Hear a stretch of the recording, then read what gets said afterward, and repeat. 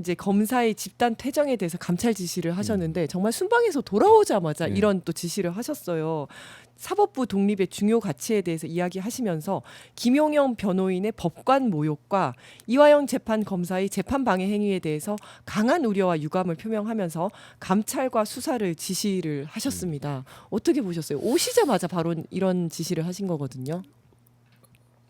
저는 사실 이제 대통령께서 직접 언급하시기에는 조금 작은 사안 아닌가라는 네. 생각은 들어요. 그러니까 그 법무부 장관 정성호 법무부 정도에서. 장관 수준에서 네네. 감찰 지시나 이런 게 내려졌으면 조금 더 이렇게 격에 모양새가. 맞지 네. 않았을까라는 생각은 드는데 네. 어쨌든 그러니까 이재명 대통령은 세상 만사에 다 관심이 많으신 분인 거죠. 맞습니다. 그러니까 네. 뭐 하나 빠뜨리질 않고 네, 하나하나 다 네, 챙기시는. 다 챙기는 스타일이라는 게 네, 여기서도 한번 드러나는 건데 네, 아니 그러니까 어떤 국민적 공분이 일어나고 있는 건 맞죠. 네, 그래서 대통령이 그 어떤 여론과 관련해서 여론에 대한 민감도 내지는 법질서 준수와 관련해서 그 엄격함을 분명히 인식하고 계신 것이 드러난 것인데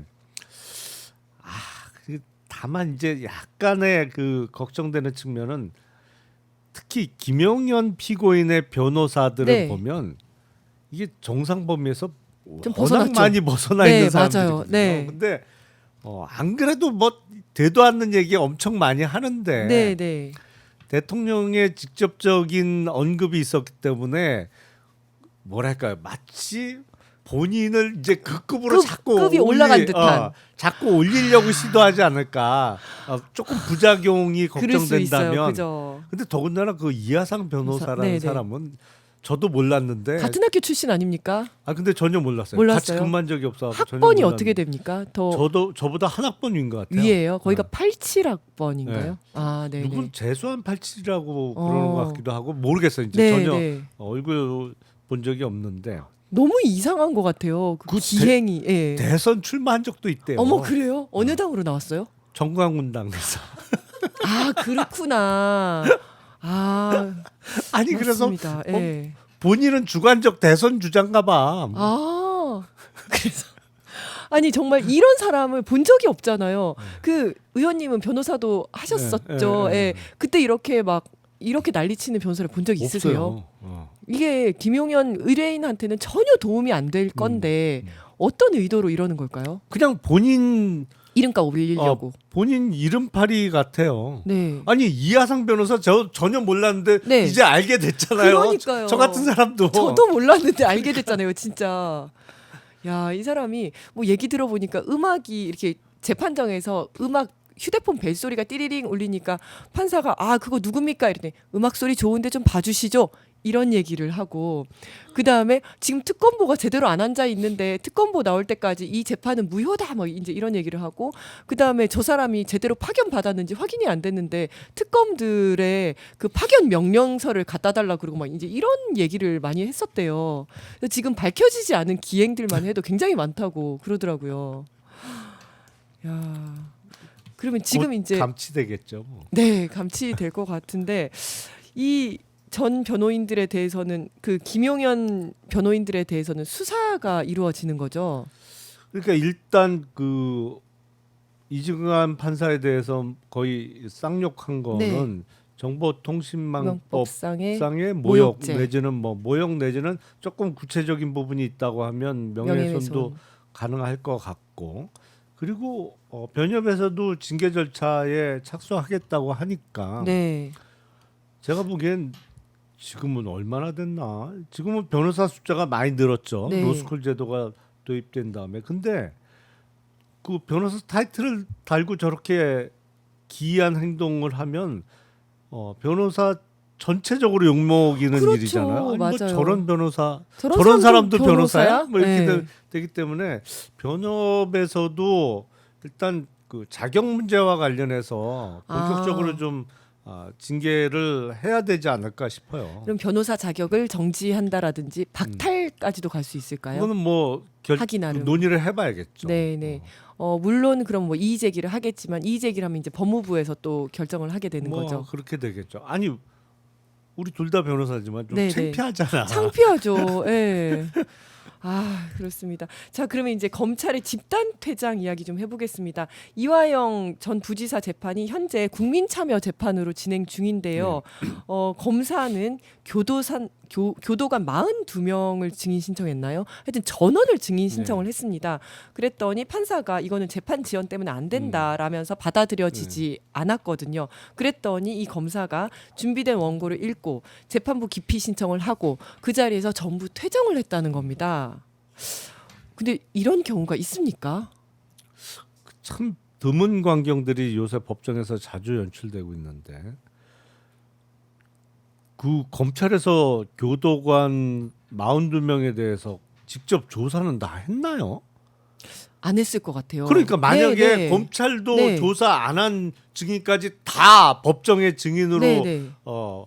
신청을 했다면 그건 정말 이상한 거예요. 이상하죠.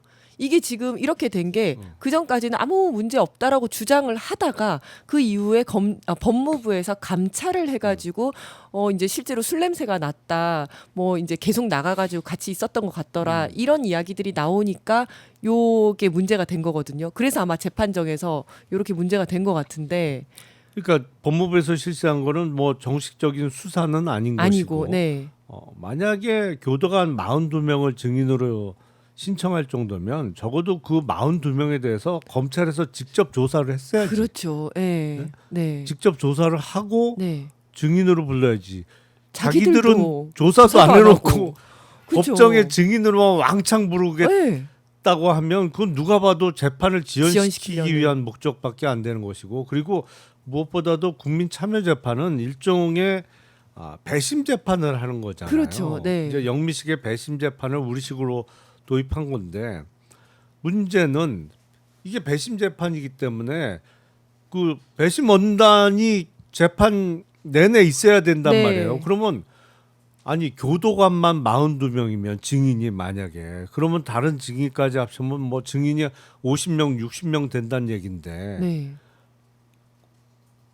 그 얘기는 그거를 뭐냐면 계속 이게 앉아서. 며칠이 아니고 몇십 일을 해야 된다는 얘기예요. 네, 네. 국민참여재판을. 그러면 국민참여재판에 들어가는 배심원단에 있는 사람들이 유지가 돼야 될 거 아니에요. 네. 그 재판 길이 쭉 이어질 동안. 이어지는 동안에 네. 이 구성의 변화가 있으면 또 바뀌어야 되잖아요. 그렇죠, 그렇죠. 갱신해야 되잖아. 네, 네.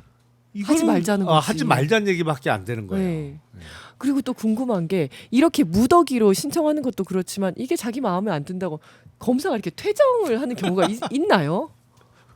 몰라요. 아유, 저는 정말. 그렇게 해본 적이 없어서 모르겠는데. 근데 이 검찰이 국민 참여 재판을 사실상 좀 보이콧하려고 하는 걸로 보이는데 네. 이렇게 안 하려고 하는 이유는 아마 자기들한테 불리하다, 여론이 자기들한테 불리하다 이렇게 생각해서겠지요. 그러니까 국민참여재판은 사실은 이른바 법적 기소력은 없죠. 네. 그러니까 그분들이 뭐 유죄, 무죄 의견을 내고 그 의견을 재판부에서 참작은 참고를. 네. 합니다만 영미식의 배심 재판은 그냥 유무죄를 배심원단에서 판결을 하면 그걸로 끝나는 거죠. 네. 하지만 우린 그렇지는 않고. 않다 하더라도 만약에 배심원단에서 무죄 취지로 의견을 내면 검찰이 더 타격이 클 수밖에 없어요. 그러니까 일반 시민으로 구성된 사람들이 볼 때 이거는 기소가 증거가 부족하다든지 아니면 무리한 기소였다든지 뭐 이런 게 시민들의 의견으로 결론이 나면 그 타격이 더 클 수밖에 없기 때문에. 근데 국민참여재판은 검찰이 실시 여부를 결정한 게 아니에요. 아니고, 네. 피고인이 신청하면 이루어지는 네, 네. 거거든. 그러니까 네. 피고인이 국민참여재판을 원해서 실시가 예정돼 있는데 그거를 무산시키려고 하는 거는 제가 보기엔 옳지 않다라고 네. 생각이 됩니다. 그리고 무산시키려고 해도 무산되지도 않는 거잖아요, 지금. 근데 만약에 네. 국민참여재판 재판기를 뭐 한 30번 해야 된다 그러면 그 현실적으로 쉽지 않을 거려. 그래서 사실은 이렇게 기피 신청을 했는데 기피 신청이 기각이 되고 뭐 항고에 재항고에 올라가게 되면 이게 또 시간이 엄청나게 그렇죠. 늘어지게 되니까 그러면 이제 신청했던 사람들도 나 이거 못 하겠다 할 수도 있는 거고 여러모로 좀 문제가 현실적으로 좀 네, 문제가 생길 수는 있겠네요. 그래서 여기에 대해서 대통령 지시로 법무부 감찰이 시작될 예정인데 보통 법무부 감찰을 하면 시간이 얼마나 걸리나요? 근데 그거는 뭐 정해진 시간은 없는 것인데 서둘러서 하지 않을까요? 대통령 지시사항이니까 지시니까. 어떤 사안보다 먼저 하겠죠. 그러면 보통 감찰을 하면 이제 감찰 결과에 따라서 징계 요구가 될 수도 있고 한데 제가 볼 때는 지금까지 검찰은 정말 징계를 너무너무 약하게 줬었거든요. 다른 공무원들에 비해서 어느 정도 그래도 대통령이 지시를 했으니까 좀 그래도 징계 요구까지는 될 거라고 생각하는데 어느 정도 뭐 중징계도 갈 수 있을까요? 그 사실은 중징계가 감봉부터 중징계예요. 그런가요? 네, 그러니까 우리는 이제 그 파면이나 뭐 이런 게 워낙 자주 뉴스에서 다뤄져서 네네. 그 정도 돼야 중징계라고 생각을 하는데 사실은 감봉 정직. 그렇죠. 예. 감봉부터 중징계입니다. 중징계. 때문에 뭐 감봉 될 거라는 얘기는 아니고 감찰을 해봐야 되죠. 해봐야 될 것 예, 같아요. 그거는 뭐 미리 예단하기는 어렵고 감찰 결과에 따라서는 중징계 가능성도 높아 보이죠. 네, 네. 그래서 여기에 대해서 이 대통령이 감찰 지시를 하니까 국힘은 또 이거는 민주주의에 대한 정면 도전이자 명백한 권한 남용이다 이렇게 비난을 하고 있거든요.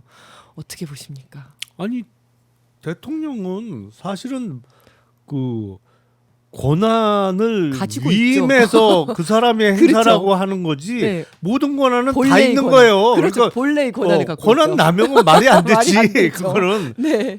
대통령이 직접 할 수도 있는 거고 감찰 지시를 아니면 법무부 장관이 위임받아서 할 네. 수도 있는 거고 그게 대통령의 명시적인 위임이 없더라도 포괄적으로 위임 관계가 형성되어 있기 때문에 네. 장관이 할 수 있는 건데 대통령이 직접 했다 그래갖고 권한 남용이 되는 그건 건 말이 안 아니죠. 되죠. 아니 저는 그리고 그 공무원들이 정말 기강이 무너져서 이렇게 엉망진창으로 하고 있는데 그거를 감독 지휘하는 사람이 감찰도 하지 않고 제대로 지휘를 하지 않는다면 그거는 감독권자가 오히려 직무유기를 하는 거 아닌가요? 아니 뭐 직무유기까지는 아니더라도. 아니겠습니다만 뭐 하여튼 아니 그 몰라서 못하는 거하고 네. 알고도 안 하는 거하고는 다른 거죠. 네, 네. 그거 알게 됐으니까. 네. 맞습니다.